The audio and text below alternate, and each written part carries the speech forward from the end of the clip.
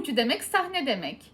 Şöhret, lüks, ego, spot ışıklarının altında olmak demek. Ve ben de tam da bu yüzden 12 Ağustos'ta Aslan Burcu'nda gerçekleşecek olan güneş tutulmasını genel bir burç yorumlaması şeklinde değil de tam da ait olduğu yerde ünlüler dünyası ve o parıltılı sahnenin arkasında incelemek istedim. Bugün Afra Saraçoğlu, Haluk Levent ve Mert Ramazan Demir'in haritalarını masaya yatırıyoruz. Kiminin kariyerinde devasa bir yol ayrımı başlıyor, kiminin kurduğu stratejiler çöküyor, kiminin ise üzerindeki o sis perdesi aralanmaya başlıyor. Bu 6 aylık süreci etkileyen tutulma döneminde hayatımızda yeni bir sayfa açılıyor.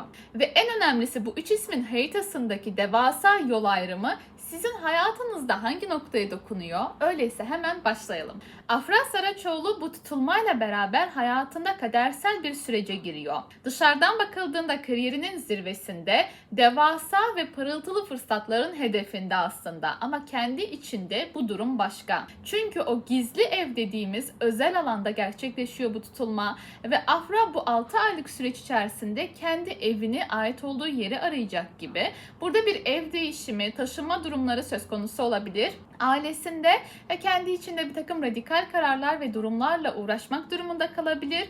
Aynı zamanda da kariyerim mi, yani aslında toplumun benden beklentileri ve benim ayak uydurmam gereken kurallar mı, yoksa kendi huzurum, hatta özel hayatımı daha fazla koruma altına almak mı? Yani aslında Afra özel hayatını çok fazla dışarıya ve sosyal medyaya yansıtma taraftarı değil ve kendi içinde sürekli bununla alakalı kırılma yaşıyor. Bu 6 aylık süreçte en fazla bunu etkileyecek gibi gözüküyor.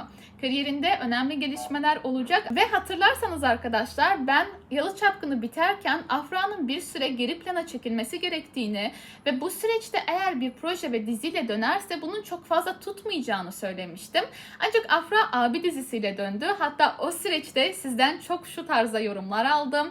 İşte ekranda olmayacak dedin, projesi tutmayacak dedin ama Kenan İmirzalıoğlu'yla müthiş bir projeyle geri dönüyor tarzında. Ancak bu yorumum değişmemişti. O zaman da o haritada gördüğüm şey net bir şekilde gözüküyordu arkadaşlar. Ve işte arkadaşlar, astrolojiyi bilmenin ve hayatını buna göre düzenlemenin faydası tam olarak budur. Yani Afra eğer bir astrologla çalışıyor olsaydı ona kesinlikle bu süreci nasıl doğru değerlendirmesi gerektiğini anlatırdı. Yani bu projeye mesela atılmazdı bu süreçte. Ancak Afra için çok önemli tarihler var. Yani çok parlayacağı, öne çıkacağı zaman dilimleri kesinlikle var. Ve bu harita, yani Afra'nın haritası tam bir star haritası. Üstelik de dünya starı haritası. Yani o dünya çapında ünlenmeye, popüler olmaya çok açık bir insan. Haritası bunu bağırıyor resmen. Dolayısıyla da seçtiği alanın doğruluğuyla beraber ve arkasındaki yetenek ve star ışığıyla beraber daha da ünleneceğine emin olabilirsiniz. Ancak bunun için de biraz daha zamanı var gibi, özel tarihler var gibi. Afra Saraçoğlu'ndan bahsetmişken Mert Ramazan Demir'den bahsetmemek olmaz. Mert'in haritasından baktığımda Afra ile kıyasla daha krizli durumlar var aslında. Daha dramatik ve daha krizli. Hayatında 6 aylık süreçte bir dönüşümün eşiğinde sanki. Bir kriz var hayatında, çözmesi gereken, bakış açısını, yönünü değiştirmesi gereken. Çünkü Mert bir Kova burcu ve bu tutulma tam karşısında Aslan'da gerçekleşiyor. Kendi yeteneklerinin, kendi değerlerinin daha fazla farkına varacak ve artık hayatımın iplerini kimseye bırakmak istemiyorum, kendi elimde tutmak istiyorum diyecek. Uluslararası projelerden önemli teklifler alabilir, geleceği için önemli kararlar verecek gibi gözüküyor. Ancak artık eski stratejileri tutmayacak. Evet. Yeni bir bakış açısı, yeni bir planlama lazım ve hayatında bazı insanları çıkaracak gibi duruyor. Hayatında belki dizi partneriyle, yani birlikte iş yaptığı kişiyle, ya belki ortağıyla ya da belki menajeriyle bir yol ayrımı yaşayabilir. Burada artık yani bana değer veren, beni gerçek anlamda kendime değerli, yani o aslan enerjisini biliyorsunuz. Yani bana kim kral gibi hissettiriyorsa ben artık yanımda onu tutacağım düşüncesinde olabilir. Yaptığı yatırımlardan güzel sonuçlar çıkabilir. Ancak krizli ve radikal kararlar vereceği ve bunun da onun hayatında yeni bir sayfa açacağı bir süreç olacak.